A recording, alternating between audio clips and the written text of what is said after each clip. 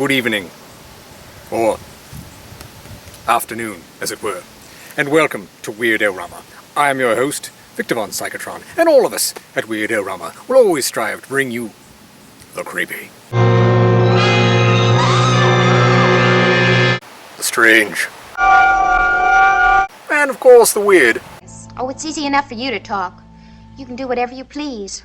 Fall in love, fall out of it again. Squire one day, a stable boy the next.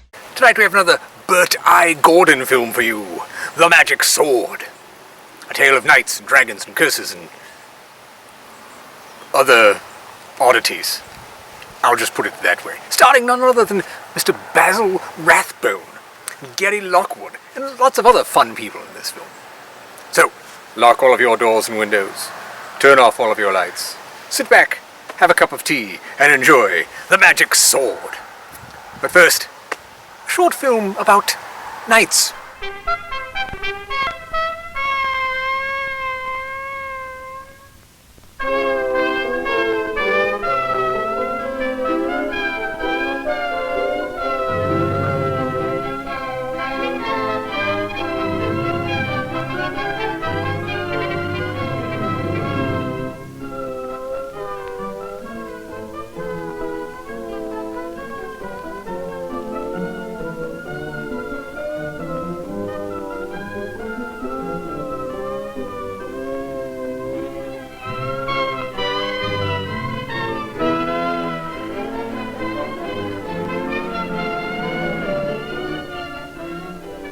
In the chronicler's cell at Montbref Abbey in France, writing monks record the events of their time.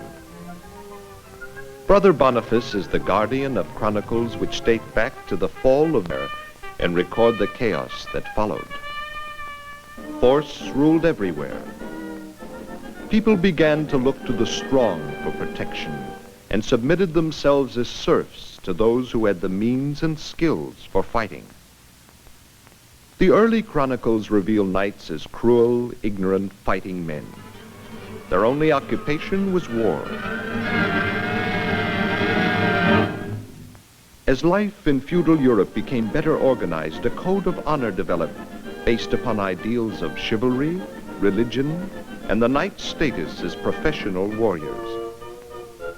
While this code was not often adhered to, it was an ideal to which they all aspired.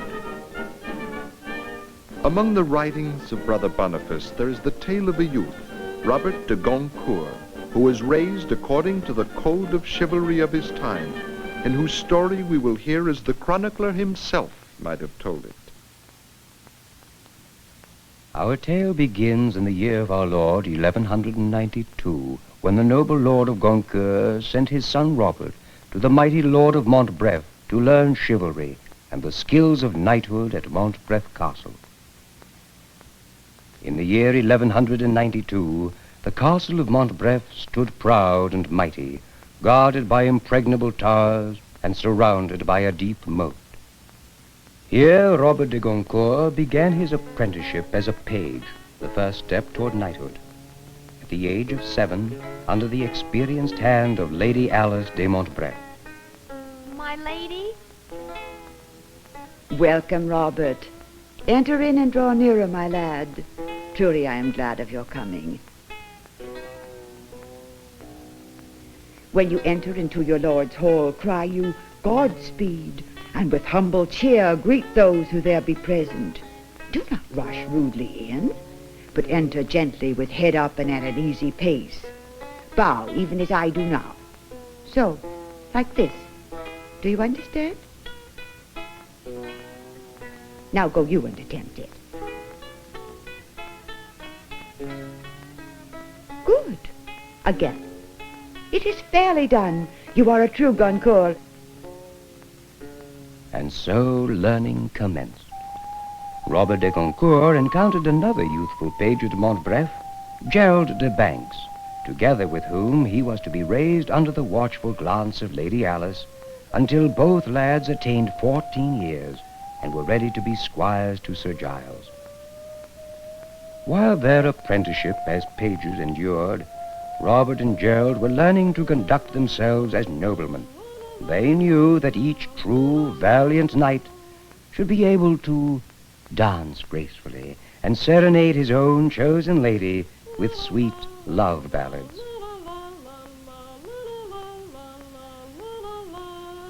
In Montbref Castle, learning was also held in high regard. Each day the worthy castle chaplain undertook to teach the young pages the art of reading, and from him they learned to speak in Latin, the tongue of the church and all learned men.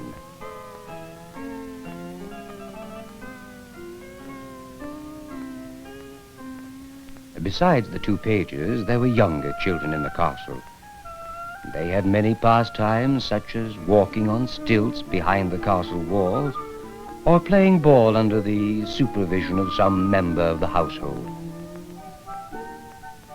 They sported at marbles and spent the day in carefree leisure. But the pages stand close by their lady, often listening to stories about knightly deeds of their ancestors. Anon there were brought two great spears, and every knight gat a spear, and therewith they ran together that Montbrief's all too shivered. But the other knight hit him so hard in midst of the shield that horse and man fell to the earth. From such tales of the deeds of great heroes, the boys learned about knightly valor. They also played at knightly games. Most favorite of these was the game of tournaments with toy knights on horseback, played in strict accord with the laws of tournaments.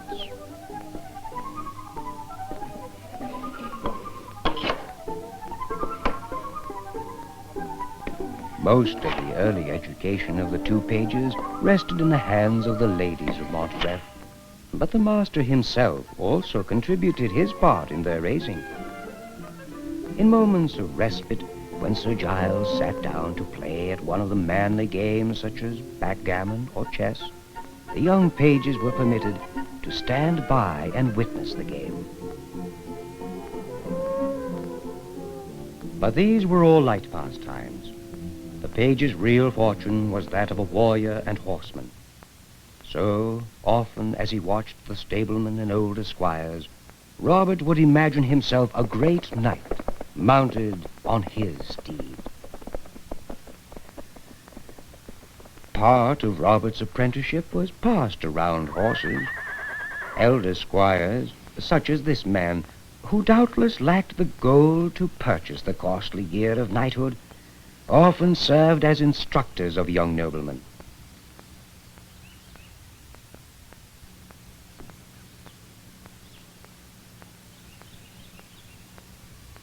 Have no dread of horses, Robert. Sit you fast in the saddle. Allow the beast closer acquaintance of you. Only then will he be your honest steed, faithful in battle and tournament.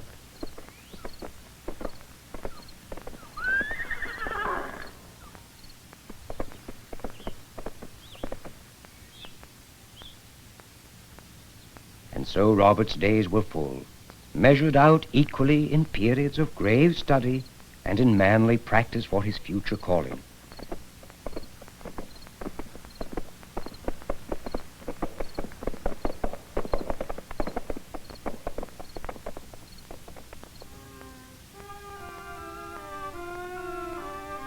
Seven years sped by. Robert's time as a page drew to an end. On St. Andrew's Day, which was his 14th birthday, Page Robert de Goncourt became Squire Robert, servant to his lordship.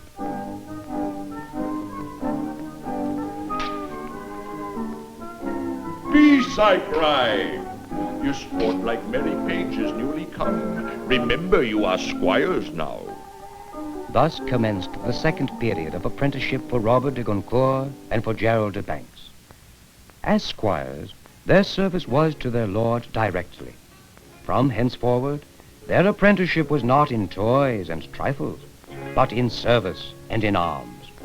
They waited on the lord at mealtime, carving his meat and tending his needs.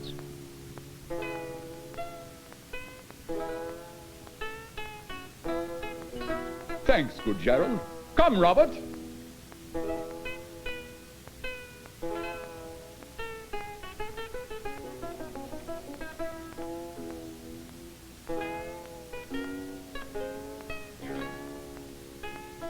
full my cup.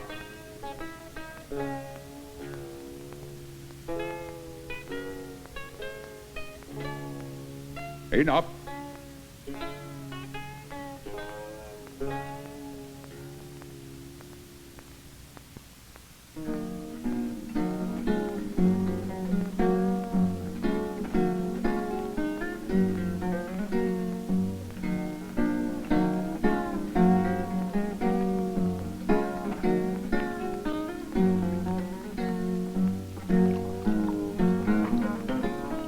Now clear the boards and we will have a turn at chess.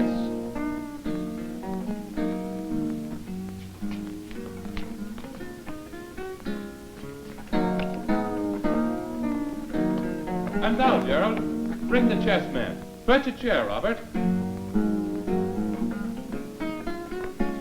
Indeed, this was the glorious moment for Robert and Gerald to face their own lord in a manly game.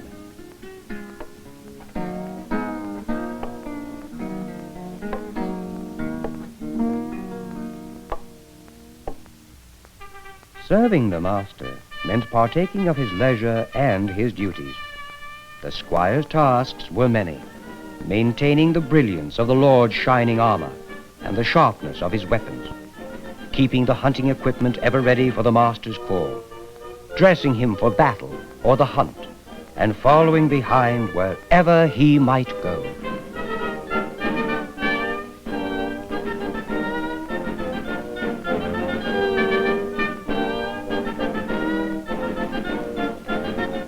But whenever there was free time, the squires were to be seen practicing their favorite game, tilting at the quintain. Unless he be proficient at this, no man could ever hope to make a good warrior.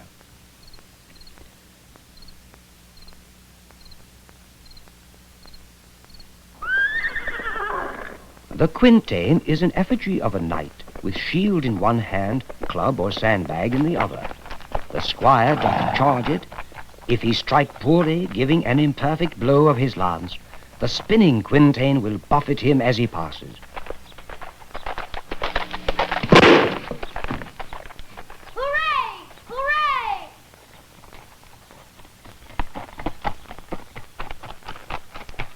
See me ride! Here I am gone!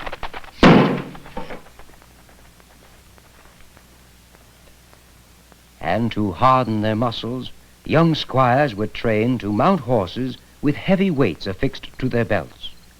Some day they would needs ride in heavy woven mail, laden with burdensome weapons, and at the knighting ceremony will have to leap on their steeds without touching the stirrup.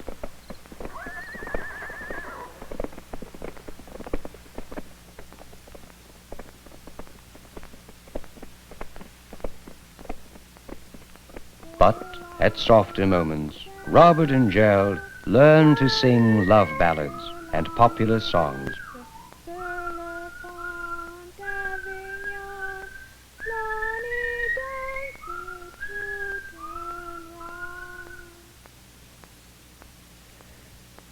As they learned, the court watched, and whenever the master had occasion in their presence, he explained to them the rights and duties of a nobleman in the society to which they belonged.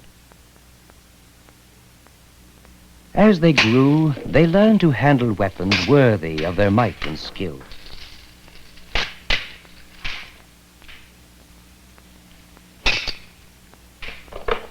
Montbref Hall provided excellent teachers for the young nobleman. In labor and sport, Robert's years of apprenticeship followed fast upon each other, till his life at Montbref Hall reached its close. He was 21 years old. So, on Ascension Day in the year 1205, 14 years after he had arrived, Squire Robert de Goncourt fulfilled the conditions for elevation to knighthood. In the early morning of the day before his dubbing, Robert's knightly armor was displayed in the Hall of Arms for the wonder and admiration of the court. A knight's weapons and costumes cost much gold. Robert's uncle, Sir Remy de Tourneval, volunteered to be his sponsor, furnishing his armor and his steed. a golden-handled sword, hammered by a swordsmith of renown, a visor fashioned by the armorer of Tourneval, and golden spurs, the gift most precious of all. But except for this short respite, Robert's day was devoted to a strictly prescribed ceremony. For the young Robert, this was a solemn time indeed. Already he had taken his bath to purge him of past sins and donned the white shirt which betokens purity. A young squire was aiding him to put on the tunic of scarlet, which signified his readiness to shed blood in the service of God. For Robert, this was a day of purifying fast, which readied him for the ceremony of greatest import, the Vigil of Arms. Pater noster qui sinceri sanctificetur nomen tuum, adveniat regnum tuum, fiat voluntas tua sicut in cielo. Aid me, O God, to perform my duties with valor as becomes a knight. Bequeath to me honor and to my Lord long life. Pater noster qui sinceri sanctificetur. From dawn on Ascension Day, the castle was astir with life. In the halls there was much preparation for the feast which was to follow the dubbing ceremony.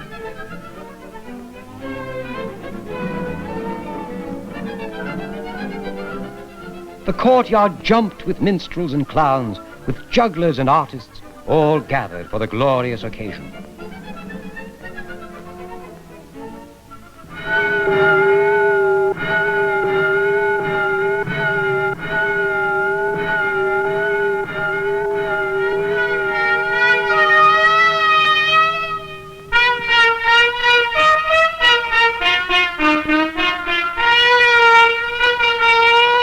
Purified in body and soul, Robert marched in solemnly, prepared for the most important ceremony of his life.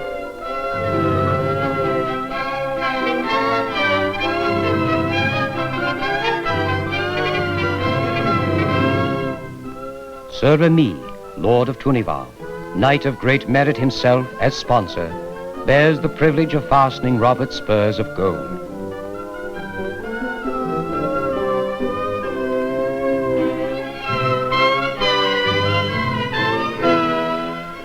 Sir Giles, Lord of Montbref, Robert's teacher and master, performs the dubbing. Be valiant, Sir Robert. Recall your heritage. Honor all knights. Love God. I pledge my life and my allegiance to God, my Lord, and to my master.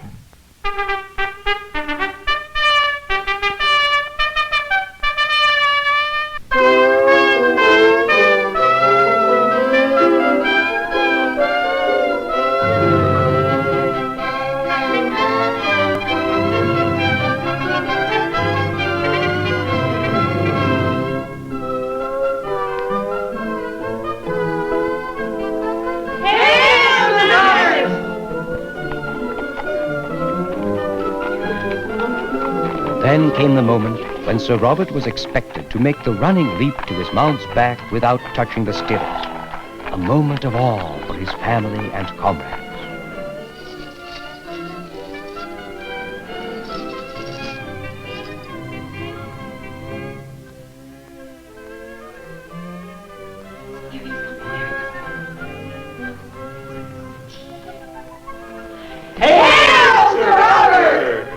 Hail to Sir Robert the young knight. Hail to the noble newly born to his rank, who has joined the fellowship of defenders of the faith. Protector of the poor, servant to fair ladies, a very perfect gentle knight, bold and intrepid, guardian of his rights, eager to bear his banner aloft above all nobles else.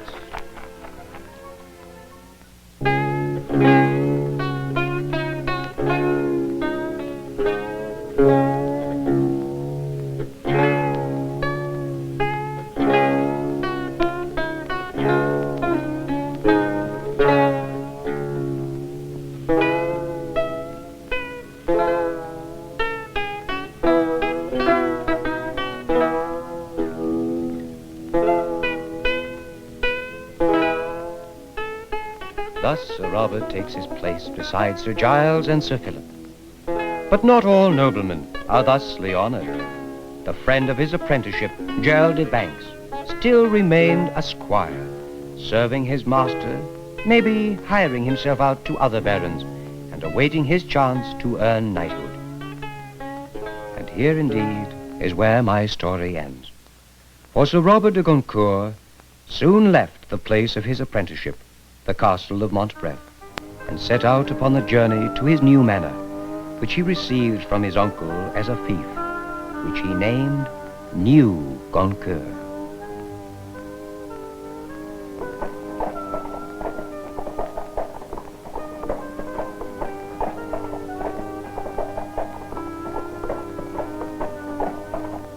The story of Sir Robert is that of many knights of his time, noblemen whose chief occupation was war. As time went on, knightly armor changed, from woven mail to breastplates, to full metal battle dress. And for as long as battles were fought according to the rules of chivalry, this warrior class maintained its prominent position in the society of the Middle Ages. When the day came that every man with a gun could fight, specialists were no longer needed, and the feudal lords retired into their manor houses to devote themselves to governing their tenants. With the evolution of strong central power, Sir Robert's heirs had fulfilled their function as protectors of feudal society. A new age dawned over the Western world.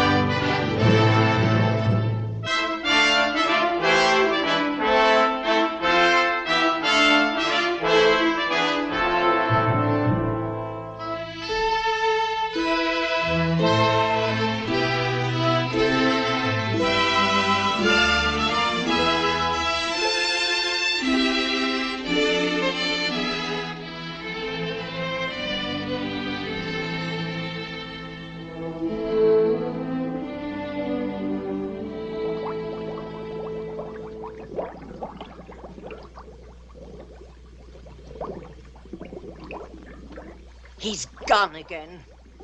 He left home hours ago.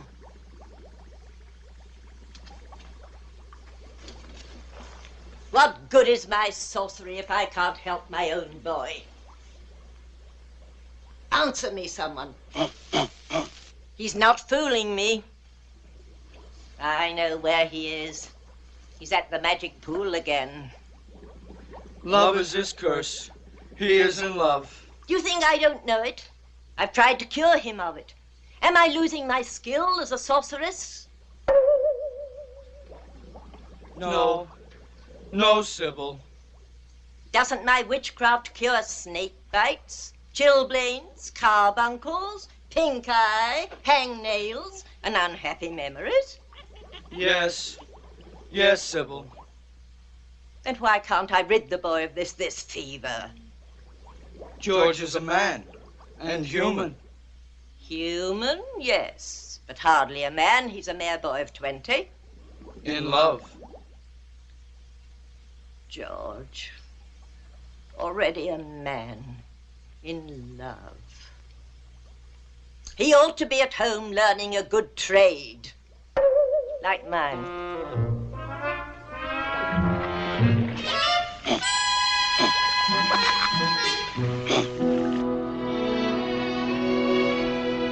Pool of magic.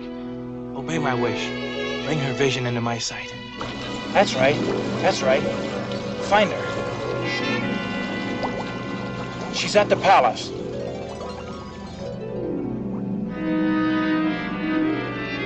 No, inside. Perhaps the throne room.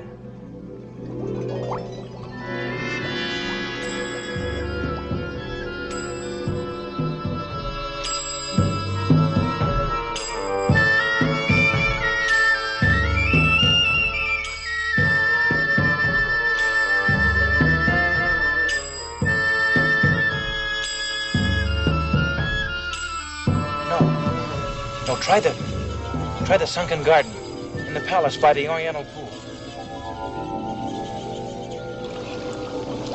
That's right. That's right, there she is.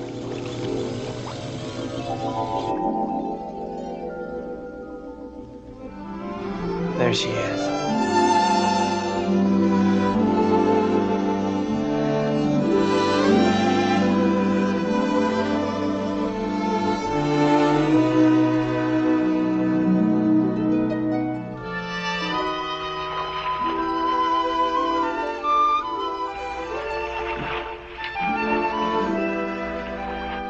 I hope the cold water's chilled your hot temper, my lady.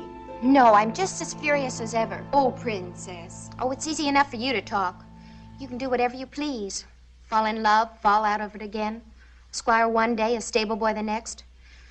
But I might as well be a prisoner in a tower. I can't even speak to a man, let alone have him look at me. It's the penalty of being a princess. But even a princess should be allowed romance. Oh, how will I ever meet him? Who, my lady? The one I could love. You'll have your chance someday. You run along. But your gown. I'll dress myself. Well, then what will you do? Oh, what I always do, sit here and dream.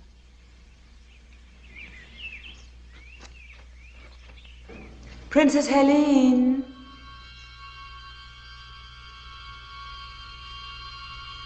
Who are you? What do you want? Stay away.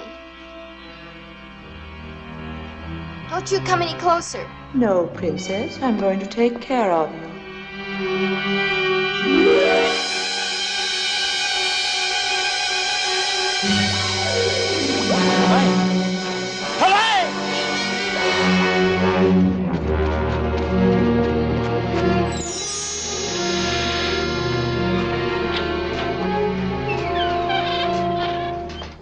Sybil!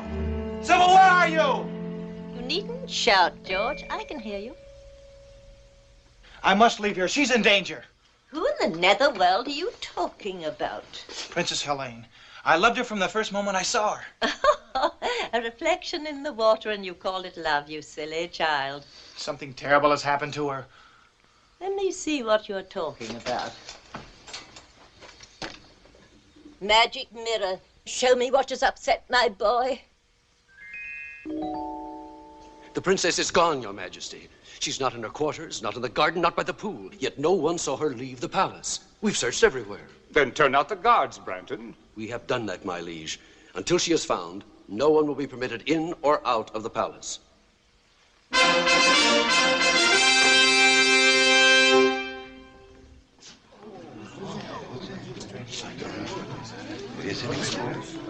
Who is this? We found him skulking within the eastern postern, my liege. He won't speak. There are means to make him speak.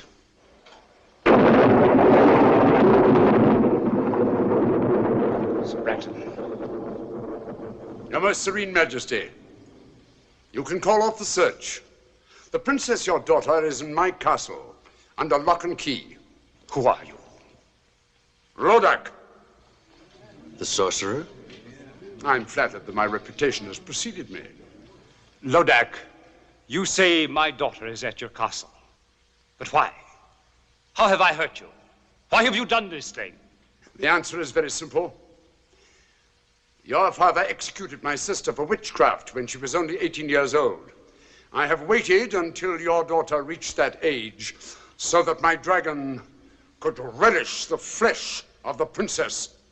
Lodak, I beseech you. Beseech nothing, my liege. Will you have this worm-eaten sorcerer frighten us? Be careful, Brandon. Not I. Lodak, I shall find your castle, free the princess, and see you destroyed. Finding my castle is no great task. It's a short journey of about a week.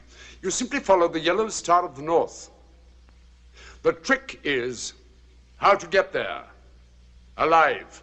I shall. I'm afraid not. Now 7 times do I curse the road that lies between this castle and mine.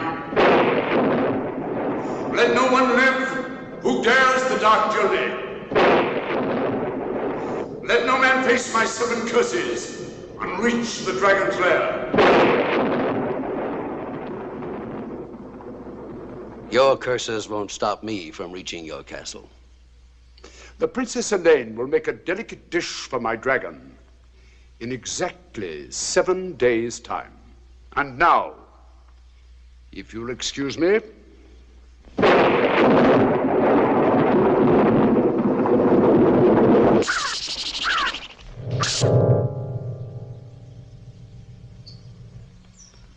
Sir Brandon, my daughter will die. No, sire, for I will rescue her. You'll risk the 7 curses? For Helene, I'd risk 70. The man who saves Helene will have her hand in marriage and half my kingdom, too. Trust me, sire. No, it is I who must save the princess, not Sir Brandon. I love her. Do you think I'd let you face Lodak's sorcery? I'm not afraid. 300 years ago, my father and brother were devoured by Lodak's dragon. And my family were great sorcerers in their own right. But they were no match for Lodak. I am no match for Lodak. I confess it. I fear him almost as much as I hate him. But, Sybil, You will stay right here at home where you are safe. You can have anything you want, but you're staying here. all I want is my freedom so I can save the girl I love. But you wouldn't understand that, not being mortal. I've tried to do my best. Oh, I know you have, Sybil. Can't you call me Mother? I'm sorry, Mother.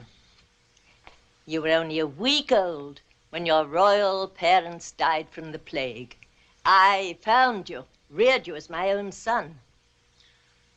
You've been kind and loving, and I'd do anything for you. But I can't stay here with you anymore. I'm not a child. I'm 20, and I love Helene. Talk to me of love when you're 420. When your human 20 is old enough to feel love and misery. Now, give me my freedom. I must say you're being very difficult tonight. Oh, well, boys will be boys.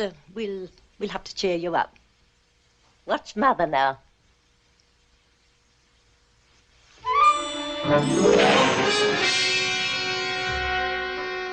Mother, not that trick again.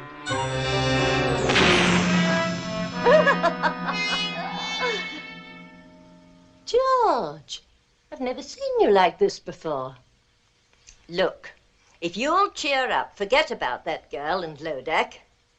I'll let you see the presents I've chosen for you when you're 21. What sort of presents, Mother?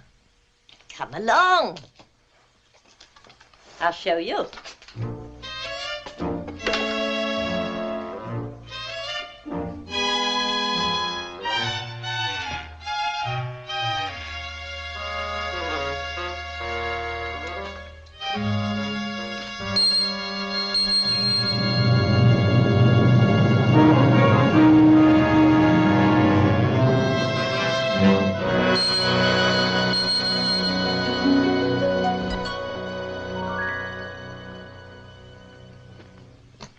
Do you like him? He's magnificent. He's yours when you're 21. His name is Bayard. He's no ordinary animal. He possesses magic. This is the fastest horse in all the world. No other steed can beat him.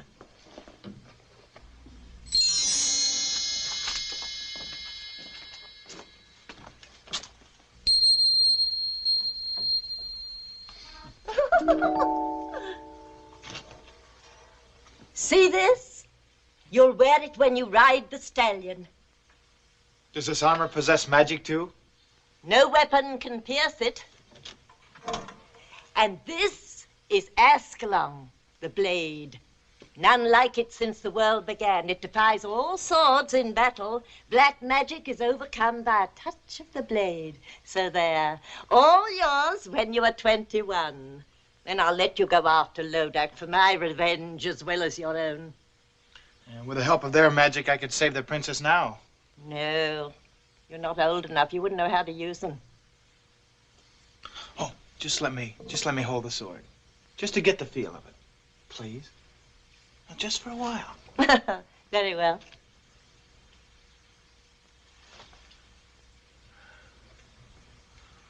Feels like a part of my own body. Oh, I feel stronger. Of course. Now come along. It pleases me to show you something else tonight.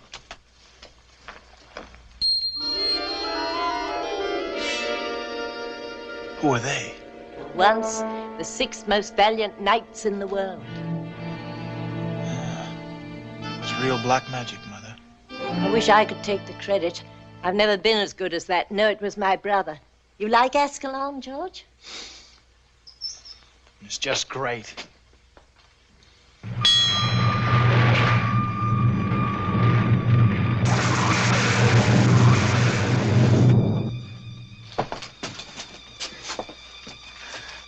Did the sword do that? Certainly. One touch of the blade and it opens and shuts floors, doors, walls, and portcullises. It shuts things too, you say? What's down there?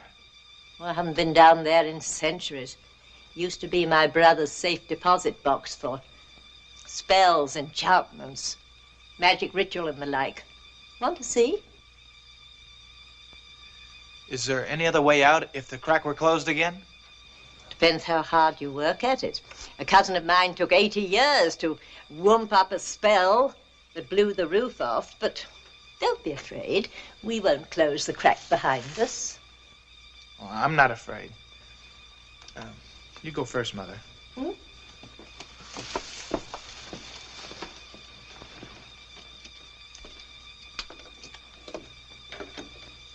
Coming, dear? Yes.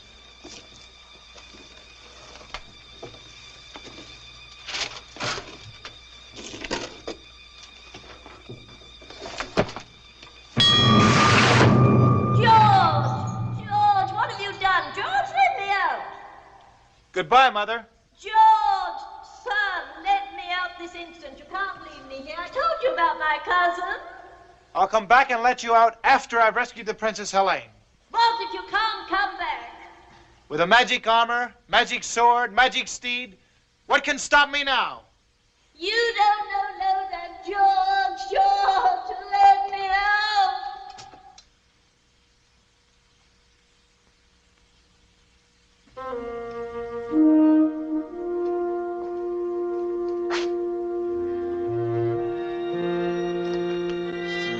If I had 6 brave men like these, I'd have nothing to fear.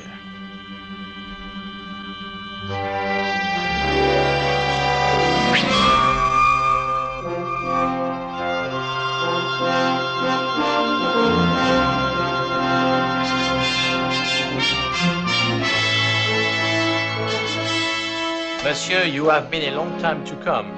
But on the behalf of my friend, merci bien.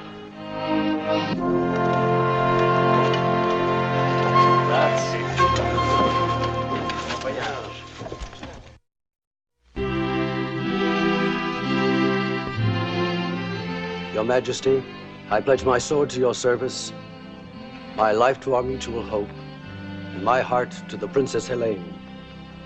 Very well said, Branton. But I can't help but feel a little nervous. You still won't take these 50 knights who have offered to ride with you? No, sire. They are all brave men, but one man can venture where 50 cannot. You are the bravest of all. Return Helene safely, and I'll be the proudest father-in-law in Christendom. That's a strange ring, Branton. You wear it for luck? Luck must not play a part when your daughter's life is at stake. Go, my friend, and all my good wishes go with you.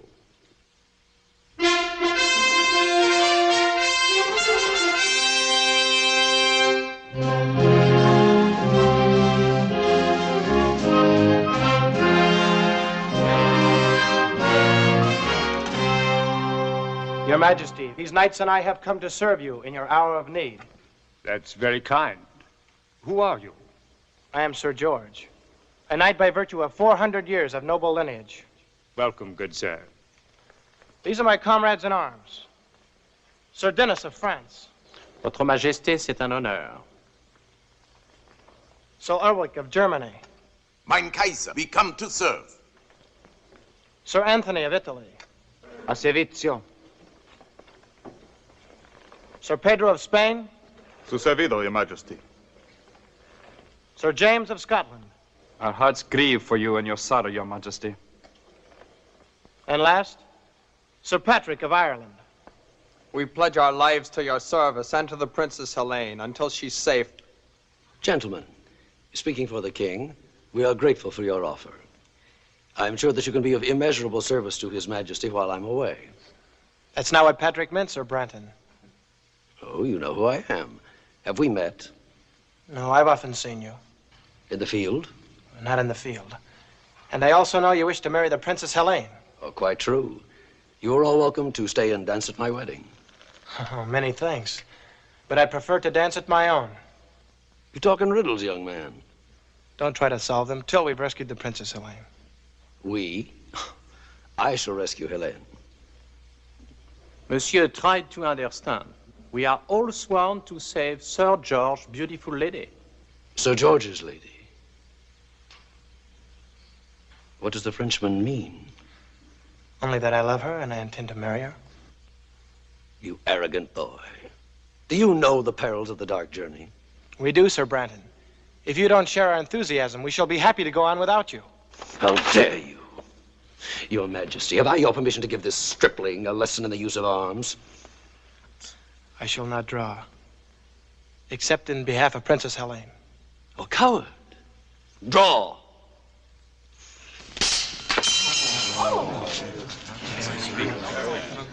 Enough! That's enough!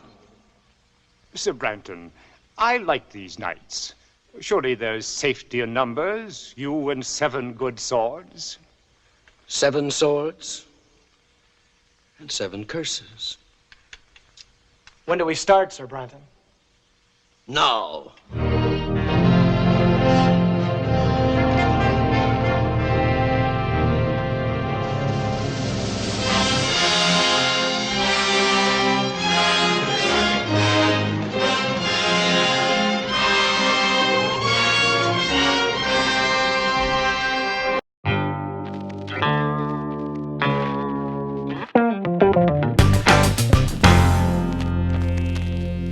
Hello. Time for 2 truths and a lie, which I'll tell you 2 truths and 1 lie about this film. You must guess the lie. First, the voice of the German knight in this is Paul Frees, a famous voice actor. Second, in order to prepare for his role as Sir George the Knight, Geddy Lockwood had Basil Rathbone teach him fencing. Basil Rathbone was a great fencer. Finally, the original title of this film was St. George and the 7 Curses. There you have it. We'll tell you the lie by the end of the film. Good luck.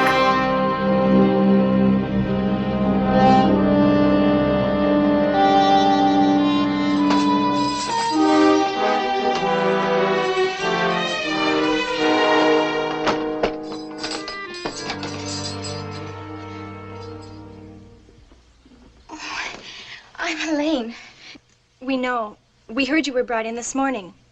I'm Princess Laura, and this is my sister Grace. This is our 7th day. 7th day? Our last day, unless... Well, surely you don't believe that about the dragon. There were others here when we arrived, but they're gone now. Well, then your father will do something to save you. Well, his army is probably approaching the castle this very minute. Do you really think so? Of course. You'll be on your way home by morning.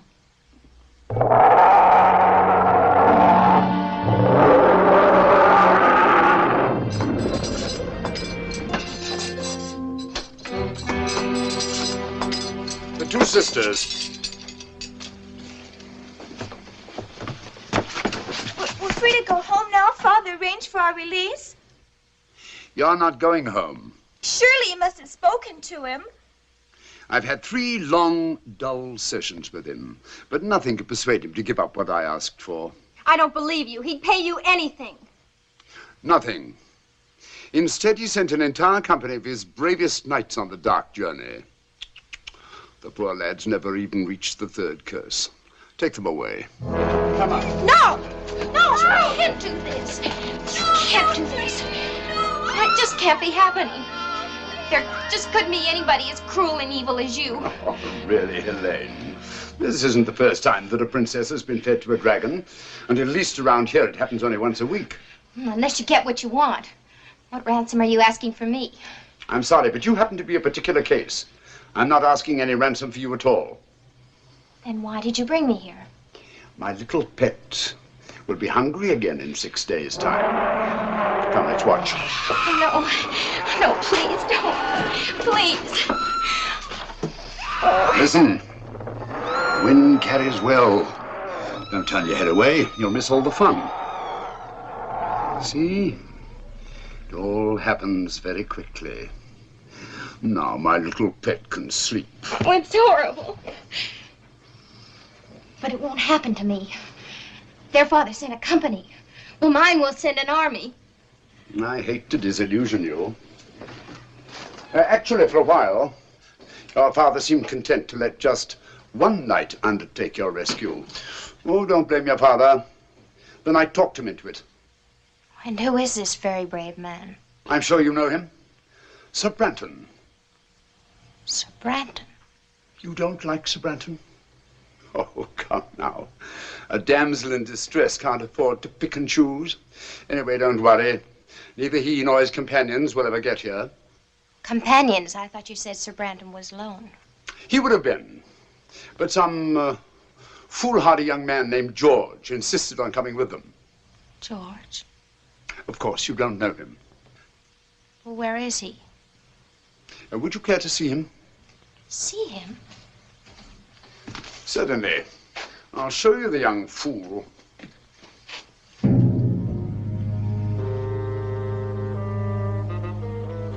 Tell me, which one is George? The youngest. He's in the lead, riding with Sir Branton.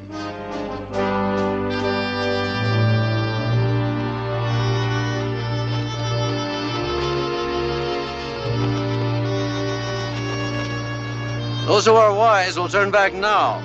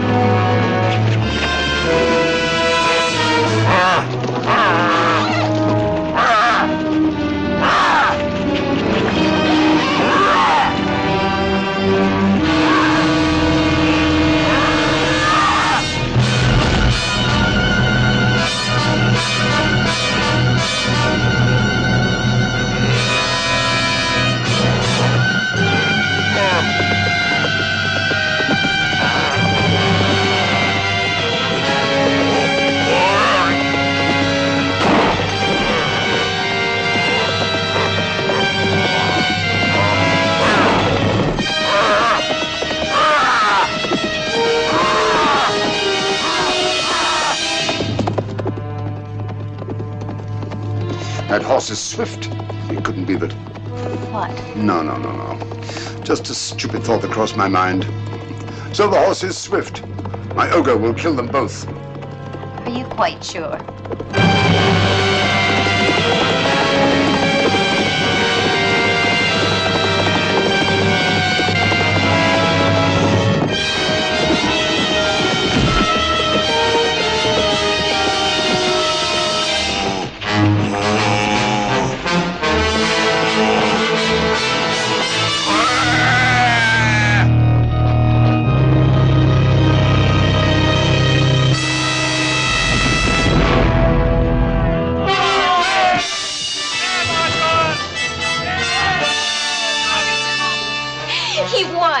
He beat you at your own game. So he did.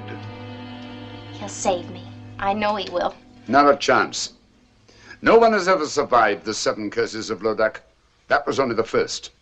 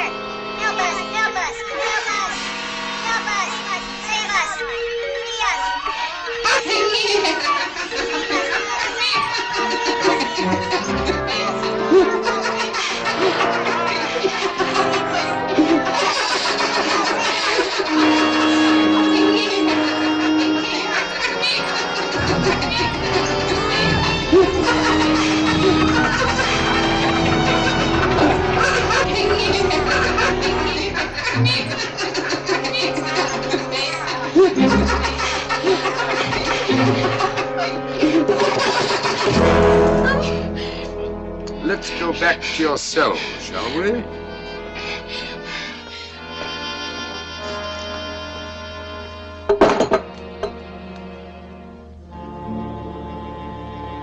And still not a sign of our gallant commander, Sir Branton.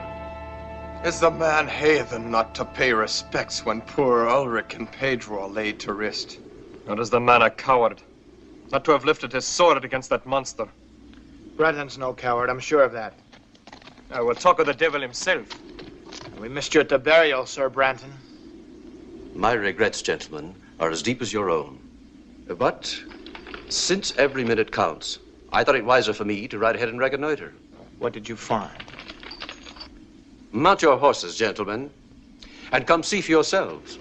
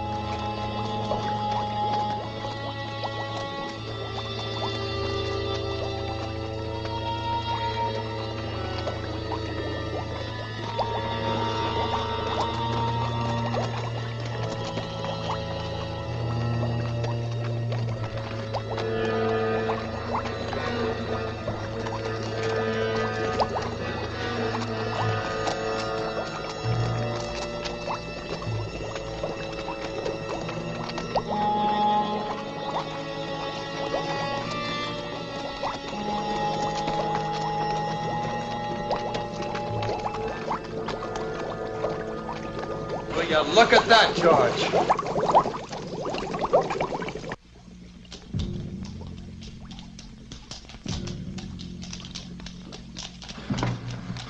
This seems to be an unsavory region, Sir Branton. Would you be sure now that we were taking the right road? Or is it a road we're on at all? The fog's getting thicker. Where's Dennis? Where's James and Anthony? James! Dennis! Anthony! Je suis ici, mon ami. I'm over here. Well, then keep with us. Keep close. Where's Anthony? Anthony! Anthony! Anthony!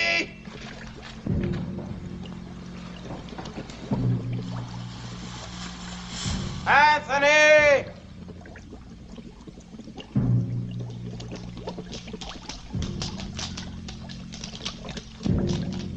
Anthony! I'm over here. Which way are you? Here!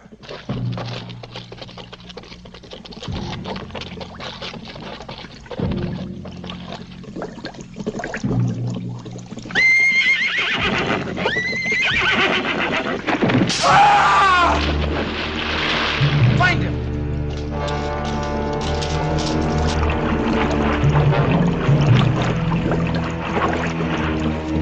Anthony, where are you?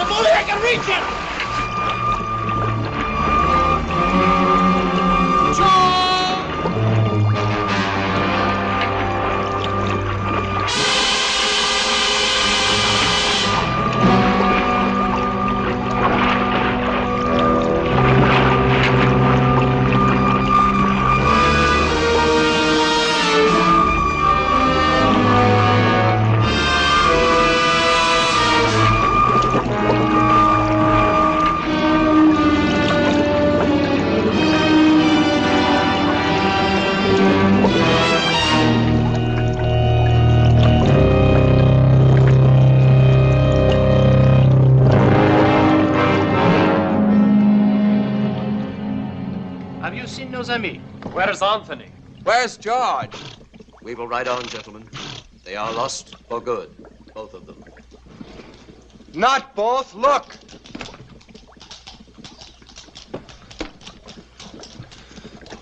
Anthony has joined Pedro and Ulrich. Forward, gentlemen.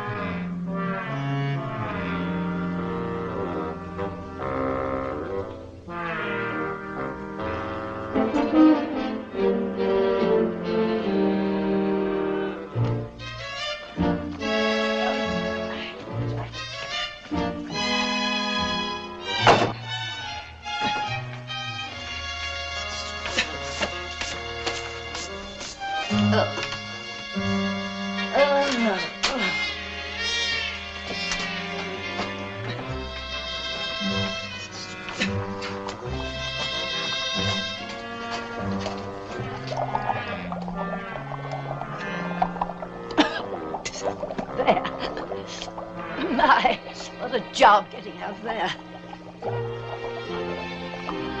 Wait till I get my hands on him. George? After all I've done for that boy. To trick me, put me in his power, me, his own foster mother. Where is he? Lodak! George, his life is in danger. You're tired. Tired. Rest. Rest. I'll never rest again until I know he's safe. Oh, my boy, what have you done? Mirror of magic, bring me a vision of my boy. Why must you insist my companions turn back, Sir Brenton? You and I have a good reason to continue the dark journey. Both of us in love with the same girl. Each of us hopes to rescue her. But what reason have the others to face Lodak's curses? As your commander, I honestly advise you to turn back now while there is still time. Do you hear that, George? We should turn heel and ride back to safety, leaving you and Sir Branton. Sir Branton makes good sense. Are your wits addled? Lodak's curses have already claimed Ulrich, Pedro, and Anthony. As long as there's one of us left alive, there's hope that the princess can be saved. And nevertheless, I couldn't blame you for leaving. Between the curses of Lodak and Brandon's treachery, you'll be needing us. You Irish dog. What do you mean by such insolence? Dog am I, you two-faced hypocrite? Stop it, Pat! I demand an explanation. You shall have one. My knights believe you prefer to continue the journey alone, so you could get rid of me. What nonsense. You can't deny that from the first you refused our help. Well, of course I didn't want you coming along. After all, what man wants to join forces with his rival? But once we had begun the dark journey, I accepted you completely. I have come to like you, even admire you. Yet you would have us leave, Sir George. What suspicious minds. Only because of the dangers involved. Lodak's curses are killing us off one by one, curse by curse. Be that as it may, I stay with George. To the end. We'd still be statues staring at that blasted wall if George had not turned us into men again. And what good is it being a man again if you can't help win the fair Colleen? Well, thank you, Pat. All of you. There's your answer. I have to admire your courage. Good night, gentlemen. His tongue is like the honey from a clover patch. I do not believe a word the man says. If his game proves to be treachery, it will be Sir Brenton who does not return from this journey. This I swear.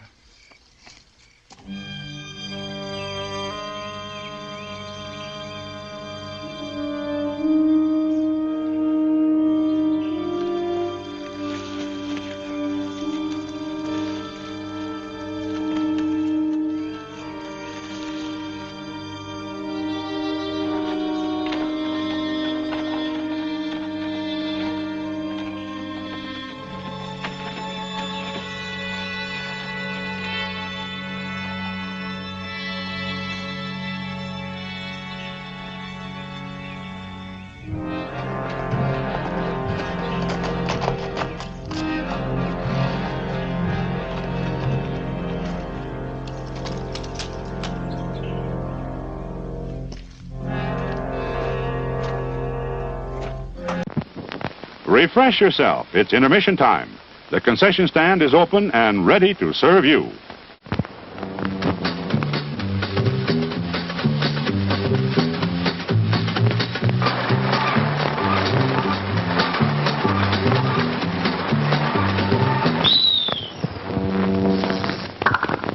At our refreshment stand, your wish is our command. So the coffee we serve there is pure perfection. Fresh candies, all kinds, all flavors. Cigarettes, America's top brands. Ice cream, smoothly delicious. Burgers with all the fixings. Hot dogs, the way you like them. Freshly buttered popcorn. French fries. Hot coffee. Pizza that's perfection.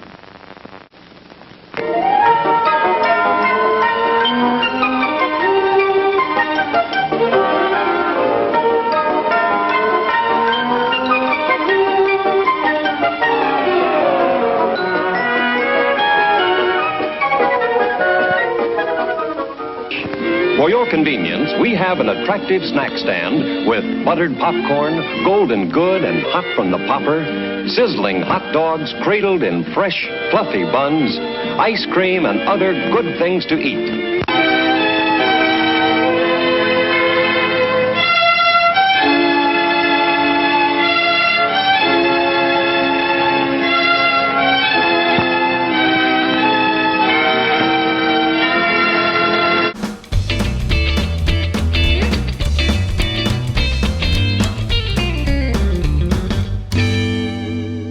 Hello, ladies and gentlemen. Time for some words about some of the cast and crew of tonight's film, The Magic Sword. It's quite a list. I had to write this front and back because there was no way I could memorize all of it. Because many of the people in this film went on to amazing careers in television and cinema. Starting with the director, Bert I. Gordon, Mr. Big as he was known, because he loved making movies about giant things or people shrunk to smaller things. He directed Tormented, which I hosted a while ago. He also directed, produced, wrote The Amazing Colossal Man, War of the Colossal Beast, Earth vs. the Spider, King Dinosaur, Valley of the Giants, so many other great drive-in and B films. As for the cast, Basil Rathbone. I barely need to say anything about him.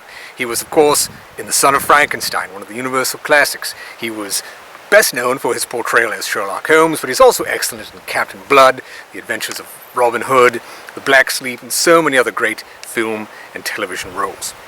Geddy Lockwood is best known as Frank from 2001, A Space Odyssey, but he was also in movies with Elvis Presley, such as Wild in the Country and It Happened at the World's Fair, and many other film and TV roles, including Project Kill, a somewhat infamous kung fu action movie with Leslie Nielsen, no less. Then you have Estelle Winwood. She played Sybil, so Sir George's mother. If you've watched a lot of TV and films from the 50s through the 70s, you've seen this woman everywhere, and instantly recognizable character actress.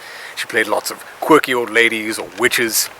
She was in The Producers with Mel Brooks, Murder by Death, many other great fun roles throughout television and cinema. She's all over the place. Then you have Liam Sullivan. He's Sir Branton. He was a prolific TV actor from the 50s through the 70s, starting in everything from Star Trek to The Twilight Zone, Man from U.N.C.L.E., Dallas, The Young and the Restless, Falcon Crest. Again, someone who's all over the place if you watch enough television. Anne Helen plays Elaine. She had another excellent career in television in Alfred Hitchcock Presents, Route 66, Run for Your Life, Wagon Train. Danielle de Metz plays Mignonette, the French woman in this film. She was another great TV actress, and again, also in Alfred Hitchcock Presents, 77 Sunset Strip, and was Emmy nominated for a role she played once upon the Man from U.N.C.L.E. Jack Coslin, he plays the ogre in this film. He went on to become a casting director for the outlaw Josie Wales, but he was a good friend of Clint Eastwood, apparently, because he's in many Clint Eastwood films. High Plains Drifter, Magnum Force, The Eiger Sanction, Play Misty for Me. He was also kind of a stock actor for Bert Gordon, because he was in The Amazing Colossal Man, Earth vs. the Spider, and Empire of the Ants. It's another fun Bert I. Gordon film for you to check out. Now, getting back to the crew, it's amazing what some of the crew in this film have done. Bernard Schoenfeld, the co-writer of The Magic Sword, he was Oscar nominated in 1951 for Best Screenplay for Caged. Then you have Paul Vogel, the cinematographer. He was an Oscar winner in 1950 for Battleground. He was nominated again in 1963 for The Wonderful World of the Brothers Grimm. He also filmed The Time Machine, the classic science fiction film.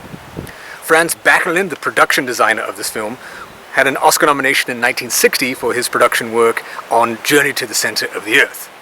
The set decorator of Magic Sword is George R. Nelson. He had an Oscar win in 1975 for set decorating on, can you guess? The Godfather Part 2. Yes, that movie. He also had nominations in 1979 for The Brink's Job, 1980 for Apocalypse Now, no less, and then 1984 for The Right Stuff, no less. The man who did set decoration on all those great films did set decoration on The Magic Sword, believe it or not. Then you have Daniel Stripicki. He's the makeup man on this film. He had an Oscar nomination in 1995 for Forrest Gump, and then again in 1999 for another Tom Hanks film. Can you guess? Saving Private Ryan, yes. Milt Rice was the special effects man on this film. He did special effects work on Nightwing, Damnation Alley, Cleopatra Jones and the Casino of Gold, The Trial of Billy Jack, the Gargoyles TV movie, probably one of the most famous cult TV films of all time, Queen from Outer Space, and the original Invasion of the Body Snatchers. Then you have Hedy Gerstadt, the editor of this film. He was an Oscar winner in 1950 for Champion, and then again in 1953 for High Noon. All these amazing people worked on The Magic Sword. It's kind of stunning when you really think about it. Speaking of amazing people, there are two other members of the cast that you can easily miss. One, playing one of the pinhead goons in Lodak's castle, is none other than Richard Keel, best known for playing Jaws, the metal-toothed villain in the James Bond films. And then, if you look really carefully, you can see Vampira. Yes, one of the original horror hosts, if not the original horror host. Mela Nervi, the original Vampira. She plays the hag in this film. Also the sorceress who kidnaps Princess Helene. That's Vampira, believe it or not. It's an amazing cast of The Magic Sword. We hope you're enjoying it. There's a lot to go through. Get out. I get a rest. That pool where Helene swims. Sounds delightful. We'll get back to the film after this word from our sponsor. Supreme quality. For 200 years, Wilkinson Sword has been supreme in putting an edge on steel. And now, our finest blade gives our finest shave. The Wilkinson Bonded Razor and Blade. Precision designed. Locks in place. The bonded edge is honed Wilkinson sharp for shaves of superb comfort and closeness. The Bonded Razor and Blade from Wilkinson Sword. Better blades give better shaves.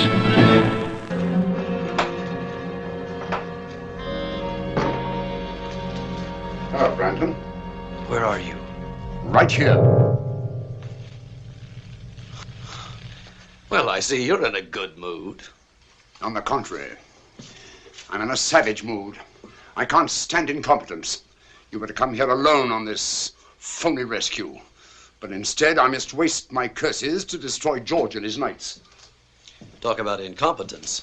In 3 days, you've only managed to destroy 3 of these interfering fools with all your magic powers. Not all my magic powers, Branton. Give me my ring, and I'll dispose of these men in quick order. What use is the ring to you? No mortal can command its magic. You'll get your ring back when I get the princess. That was our bargain. Don't you trust me? Not an inch. You're insolent. What if I cast a spell over you and turn you into a dog or a rat or a cat? And take the ring! Go ahead. Give me my ring. Now. Now! Lodak, you can't hurt me while I wear your ring. But once you have it back, what's to save me from your curses?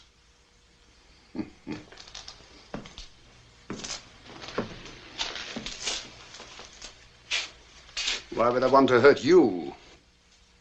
Why wouldn't you? You're only helping me now because you want to get back this ring which you so stupidly lost. Well, I'll keep my word. I'll give it back in 5 days' time when these curses are behind me and I've claimed the princess. You're a tough trader, Branton. We both know what we want, and we're both going to get it so long as you dispose of these knights, especially Sir George. Sir George, yes. Twice he squirmed out of your trap, and he could do it again. Now stop worrying, Branton. You're worse than an old woman. If George and his knights are not dead by week's end, they'll die long before that. And in circumstances worse than anything I've conjured up yet. One of them's coming here now to his death.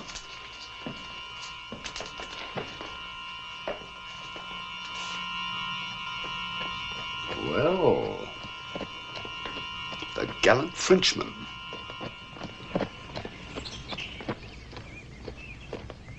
he followed me. He's seen my horse. All right. Don't lose your head. Let him come in here. We'll be ready for him.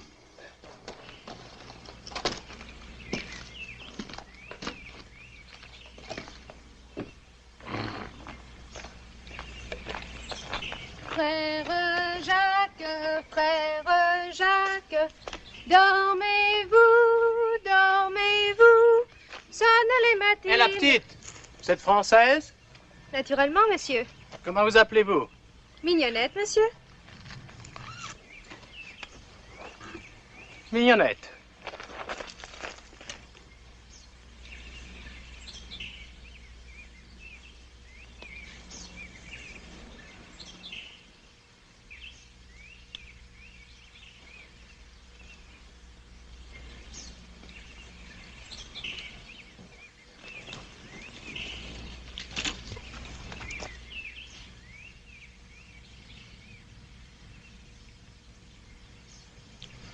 Chérie, Mignonnette, je te cherche depuis si longtemps.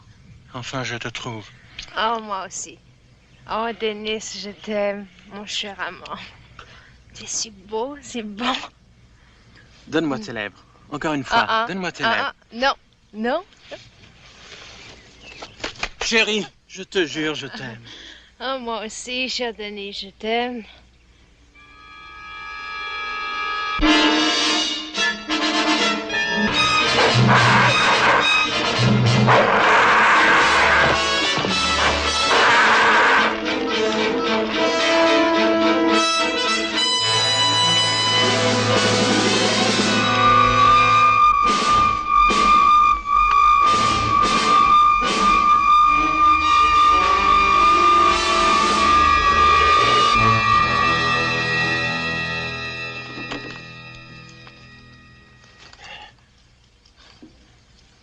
That was close. You saved my life, mon ami. We Frenchmen, we have a weakness for a pretty woman. Lodak bewitched you. Yes. I should have known that such a pretty creature will not be at this early hour. But I was robbed of all thought, except one. Lodak knows how a Parisian feels. Why did you come here? I don't remember. Wait! Mon Dieu! What is it? Branton! What about him? He's in that mill. I'm sure of it. I saw his horse. He's still there.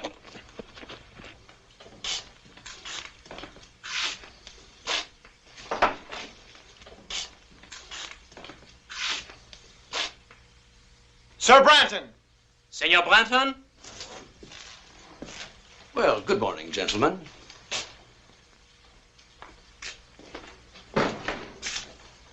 Is it good? May we ask what you're doing here? Well, someone has to do the thinking for you. As your commander, I thought it wise to spy out the countryside. The upper floor of this mill was the only vantage point. The last time you spied out the land, Sir Anthony died.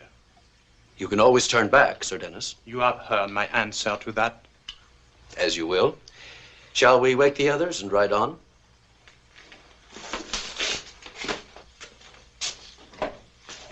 Gentlemen.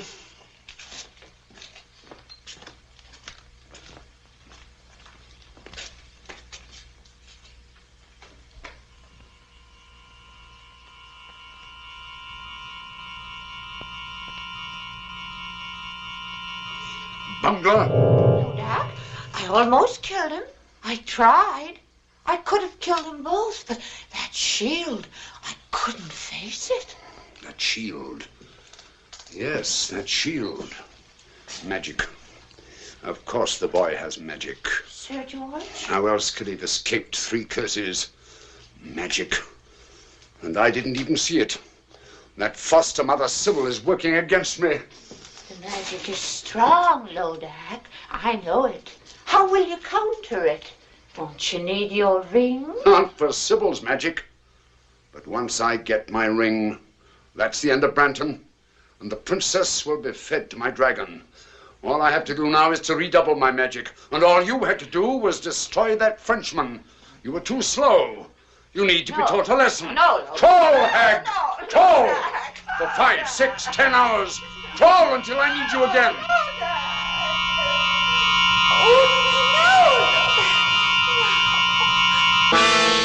Greetings, Sybil.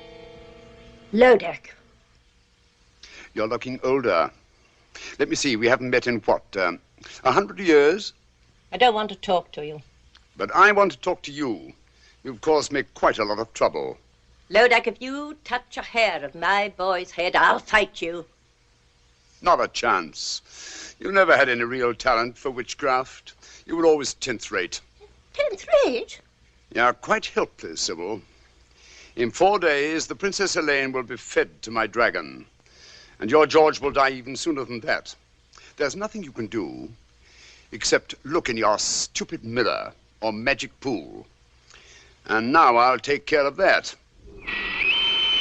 Lodak, come back, come back! Mirror of magic, bring me a vision of Lodak.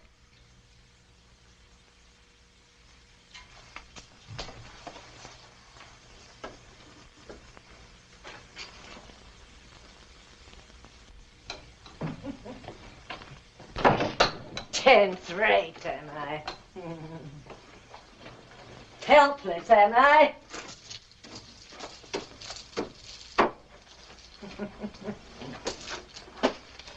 So I can't do anything to help George. Oh, Lodak, Lodak, you'll be sorry for this. Dear me. It's a long time since I've tried this one. Was it 1 tablespoon or 2? 1, I'm sure. Where is the unicorn powder? Ah.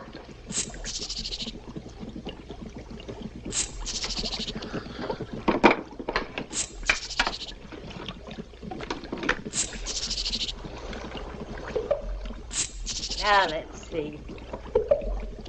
Was it 2 mandrake roots?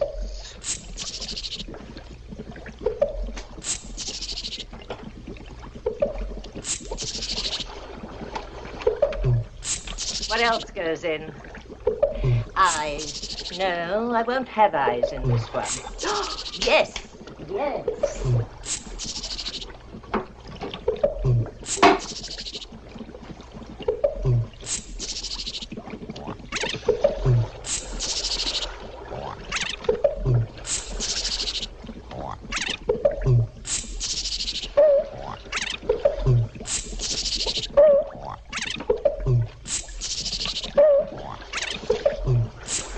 Of course. Graveyard dirt.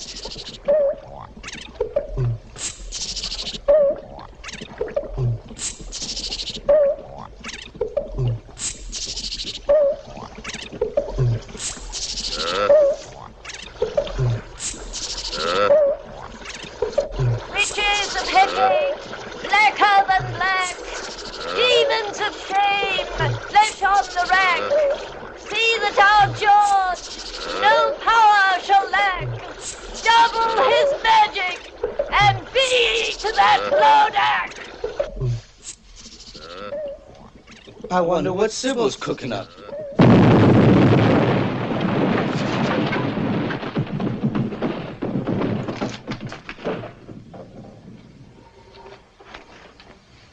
It was the wrong recipe. What have you done, Sybil? I've finished poor George. That's what I've done. I've taken his magic away from him completely. George has no more magic. Dennis!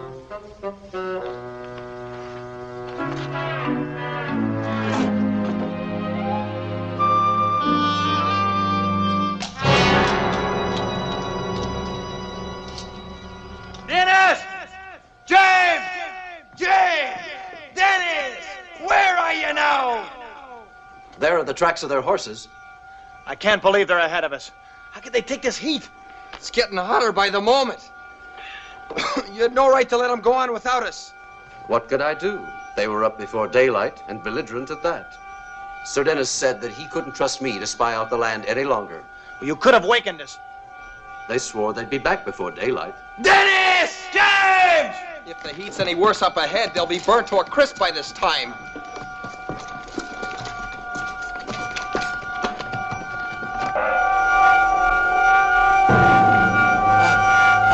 I cannot breathe. I cannot move my legs. Don't come! Come back! Come back! It's death up here! Come back! Stay back! We are finished! Stay back!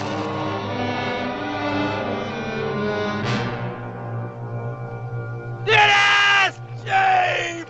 Heavenly Father! George, will you be looking at that man? He's not even hot and we're burning. Why? Yes, why, Brandon? That, gentlemen, is my secret.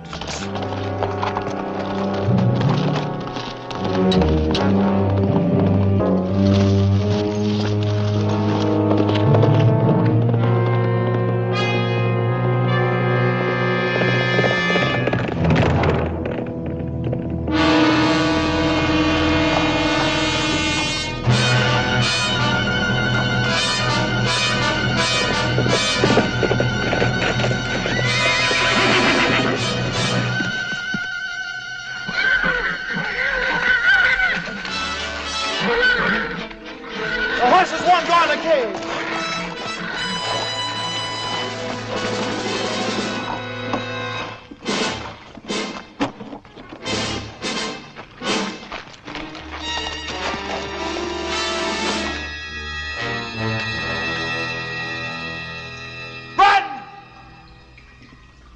Brett!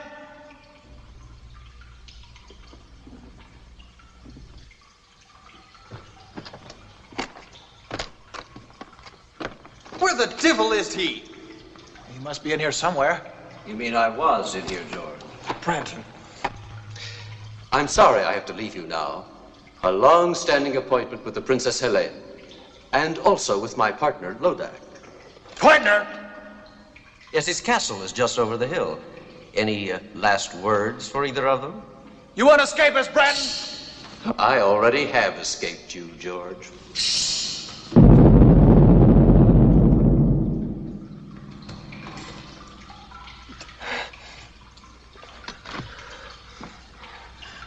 What do we do now?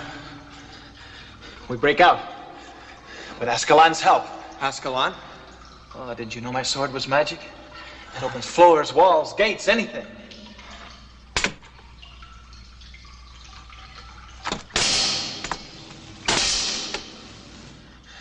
It was magic. Like your horse. Perhaps Lodak's magic is a bit stronger. Oh, and it's no use. You'll only be dulling the blade. There must be some other way out, Patrick.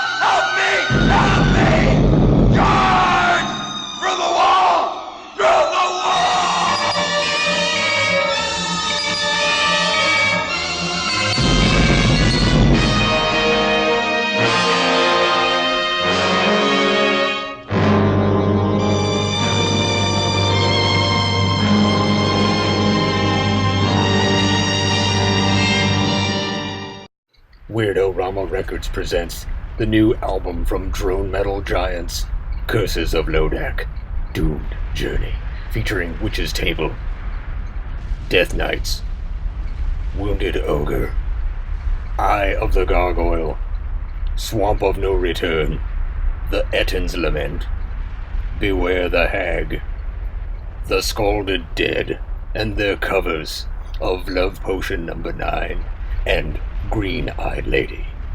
Curses of Lodak, Doomed Journey, only from Weird-O-Rama Records.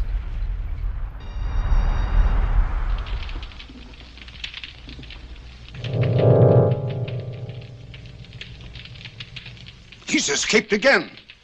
Sir Patrick, too? No. Patrick is finished. But Sir George is riding this way. There was no way out of that cave, Lodak. Was it magic?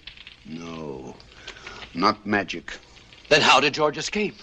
I think, yes. Something stronger than magic. The power of Patrick's faith.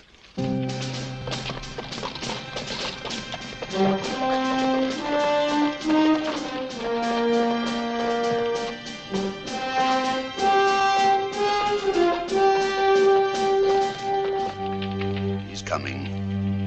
Nearer. Nearer. He's arriving at the castle gate.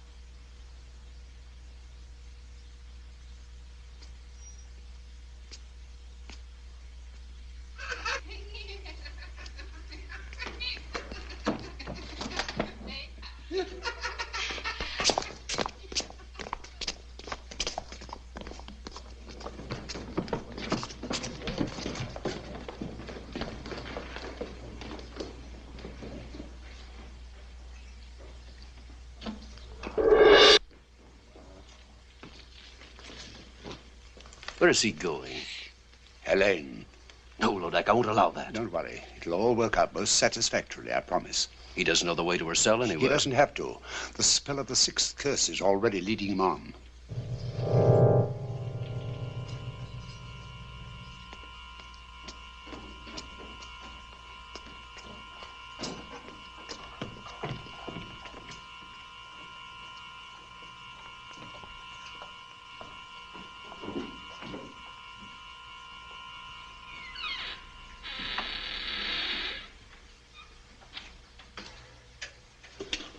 Helene! Helene! George. Oh, I must be dreaming. But you are George. Or is this more of Lodak's magic? I'm as real as you are.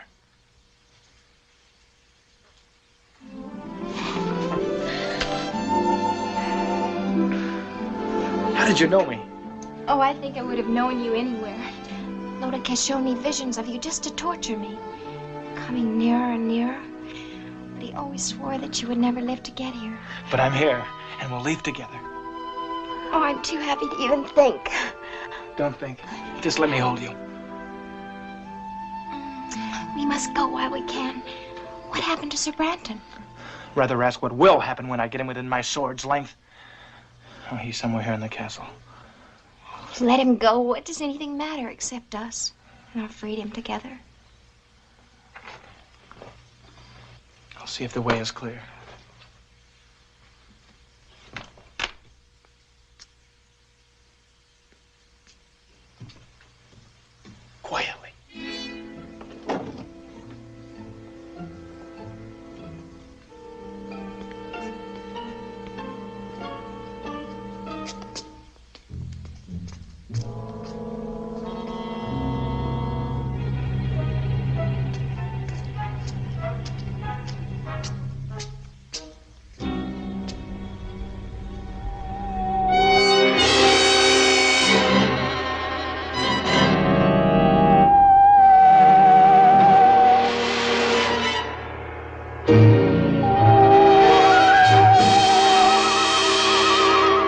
Welcome, Sir George.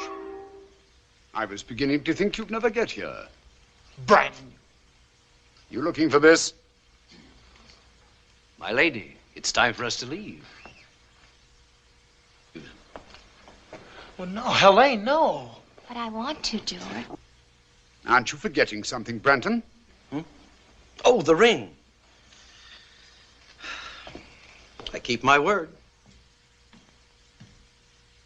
All right. Take her, if you still want her. Oh, I want her all right. And she wants me. Always and forever. Helene, what is this? Helene! Did you really think I keep my word once I had the ring? But I don't understand. Where is Helene? Over here. She belongs to me. We made a bargain. I don't bargain with mortals. I destroy them. Monster! All right, Branton. It's time to take care of you.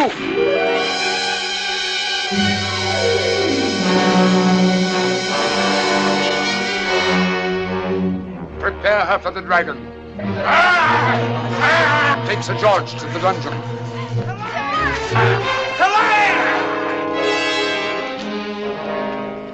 Mustn't give up, or it's the end of him, the end of them both. What will you do, Sybil? I must think. Think. Try to remember the right recipe. And give him back his magic, Sybil? Of course, I have to. Where did I go wrong? Witches of Hecate, blacker than black. Demons of shame, flesh on the rack. It's the next line. That's the one I got wrong. And it rhymes with rack. Swack? Smack? Snack? No, none of those. No, I'll go to Lodak's castle. That's what I'll do. I'll give it some thought on the way. Save him, Sybil. I'll try. Well, here goes.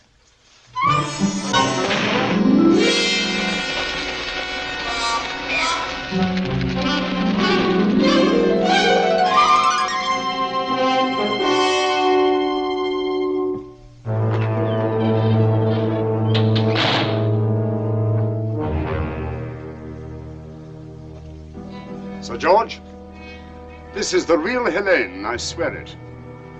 All right, now, go ahead. Show me how a pair of young mortals in love bid farewell before they die. Oh, very tender. But a little late, wouldn't you say? Oh, I love you, George. Always remember that. I love you, Helene. Come, Helene. Come. You'll have a good view from the window, Sir George.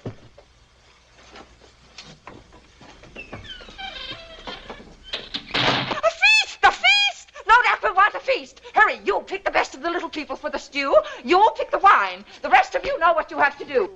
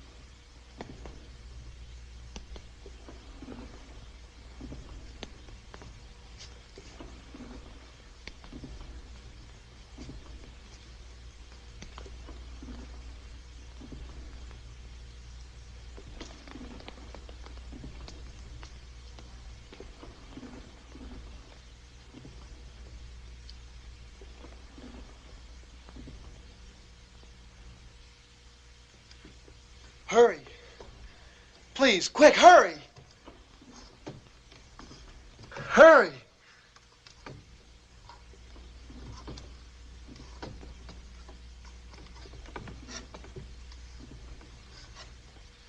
Quick, cut the ropes, my wrist. Quick.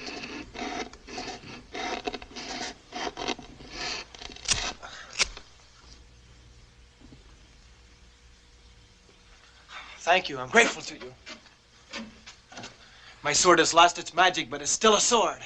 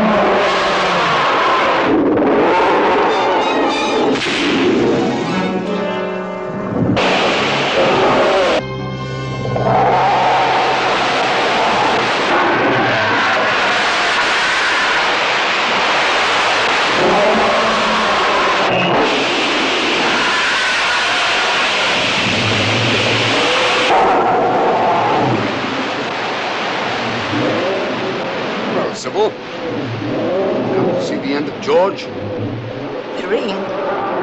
Yes, the ring. No sorcerer can cross me now. What's your boy doing? If only I could give him back his magic. Witches of Hecate, blacker than black, demons of shame, flesh on the rack. It's the next line. If only I could remember the next line.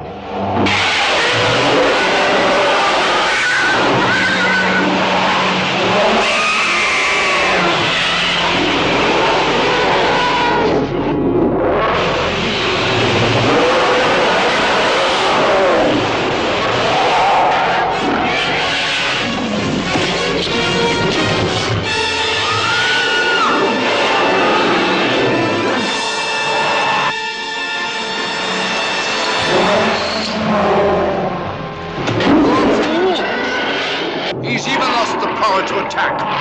That's the word.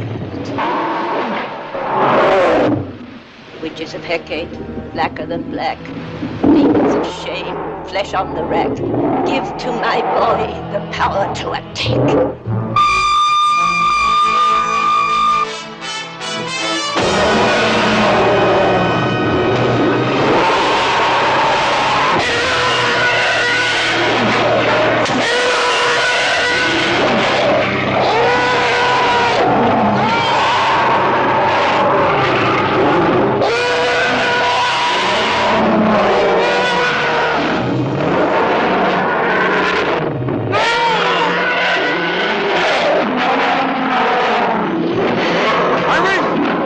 My ring now.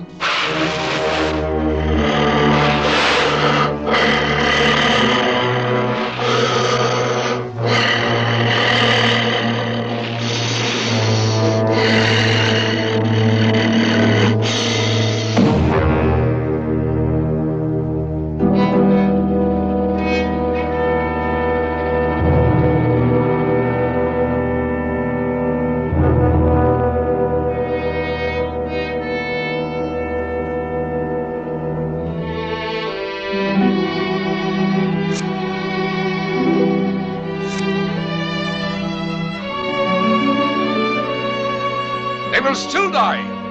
Both of them.